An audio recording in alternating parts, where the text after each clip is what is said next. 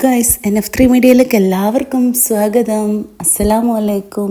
ചായപ്പൊടി ഉണ്ടാക്കുന്നത് എങ്ങനെയാണെന്ന് അറിയോ? നിങ്ങൾക്ക് ചായ കുടിക്കാത്ത ആളുകൾ ഉണ്ടാവില്ല അല്ലേ? വേദന വരുമ്പോൾ, വേറെ എന്തെങ്കിലും ബുദ്ധിമുട്ട് വരുമ്പോൾ, അല്ലെങ്കിൽ ഉറങ്ങി എണീറ്റാൽ ഫസ്റ്റ് തന്നെ കിട്ടേണ്ടത് ഒരു ഗ്ലാസ് കട്ടൻ ചായ. ചിലർക്ക് പാൽ ചായ ആയിരിക്കും. എന്തായാലും ചായ നമ്മുടെ ലൈഫിലെ ഒരു മുഖ്യ താരം തന്നെയാണ് അല്ലേ? അതിൻ്റെ ഒരു വീഡിയോ നമുക്ക് കാണാം. ഊട്ടിയിലെ ചായപ്പൊടി ഫാക്ടറിയിൽ നിന്നിട്ടുള്ള ഒരു വീഡിയോ ആണ്. അപ്പം അതിനൊപ്പം ഇത് എങ്ങനെയാണ് ഈ ചായപ്പൊടിയുടെ ആ ഒരു പ്രോസസ്സ് നടക്കുന്നതെന്ന് ഒന്ന് വിവരിച്ചു കൂടി തരാം. ഉത്തമമായിട്ടുള്ള നല്ല പച്ചയായിട്ടുള്ള തേയിലകള്, ടീ ബഡ്സ് ശേഖരിക്കലാണ് ഫസ്റ്റ് സ്റ്റെപ്പ്. സെക്കൻഡ് സ്റ്റെപ്പ് എന്ന് പറയുന്നത് വിത്രയിങ് ആണ്, ചുരുക്കല്. അത് പച്ച ഇലകളിലെ ഭാരം കുറയ്ക്കുന്നതിനും വെള്ളം കളയുന്നതിനുമായിട്ട് ഇലകളെ വിശേഷിച്ച് അതിൻ്റെതായിട്ടുള്ള യന്ത്രങ്ങളിൽ വെക്കുകയാണ് ചെയ്യുക. അങ്ങനെ അത് അതിലെ വെള്ളത്തിൻ്റെ അംശമൊക്കെ പോയി ചായപ്പൊടി ഉണ്ടാക്കുന്നതിൽ ഇതിലെ വെള്ളത്തിന്റെ അംശമൊക്കെ പോയി കിട്ടും. പിന്നെ മൂന്നാമത്തെ സ്റ്റെപ്പ് എന്ന് പറയുന്നത് റോളിംഗ് ആണ്. ഈ ചുരുക്കിയ ഇലകൾ നമ്മൾ യന്ത്രം ഉപയോഗിച്ച് റോള് ചെയ്യാണ്. ഇത് ചായ ഇലകളുടെ അളവും ഗന്ധവും മെച്ചപ്പെടുത്താൻ ഇത് സഹായിക്കുന്നു.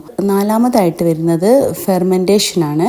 ഈ ചുരുങ്ങിയ ഇലകളെ വായുവിൽ സൂക്ഷിച്ച് കിടത്തും. എന്ന് വെച്ചാൽ എവിടെയെങ്കിലും ആ യന്ത്രങ്ങളിൽ തന്നെ ഇങ്ങനെ പരത്തിയിടാന്ന് പറയില്ല നമ്മൾ ഉണങ്ങാൻ വേണ്ടിയിട്ട്, അതുപോലെ കിടത്തും. ഇത് ഇലയുടെ ഈ ഗുണനിലവാരമൊക്കെ മെച്ചപ്പെടുത്തുകയും ഇലയ്ക്ക് പ്രത്യേക രസം ലഭിക്കാനൊക്കെ സഹായിക്കുന്നു. പിന്നെ അഞ്ചാമതായിട്ട് അതിന്റെ പ്രോസസ്സ് നടക്കുന്നത് ഡ്രൈയിങ് ആണ്. ചായയിലകളിലെ ഈർപ്പം മുഴുവൻ നീക്കാൻ ലാഭം നൽകുന്നു. അത് വറുത്തെടുക്കുകയാണ് ചെയ്യുന്നത്. ഇതുവഴി ചായപ്പൊടി കൂടുതൽ കാലം സൂക്ഷിക്കാൻ നമുക്ക് കഴിയും. ഇത്രയേ ഉള്ളൂ എൻ്റെ വീഡിയോ. എൻ്റെ വീഡിയോ ഇഷ്ടമായാലും നിങ്ങൾ ലൈക്ക് ചെയ്യാനും ഫസ്റ്റ് ടൈം കാണുന്നവരാണെങ്കിൽ സബ്സ്ക്രൈബ് ചെയ്യാൻ മറക്കരുത്.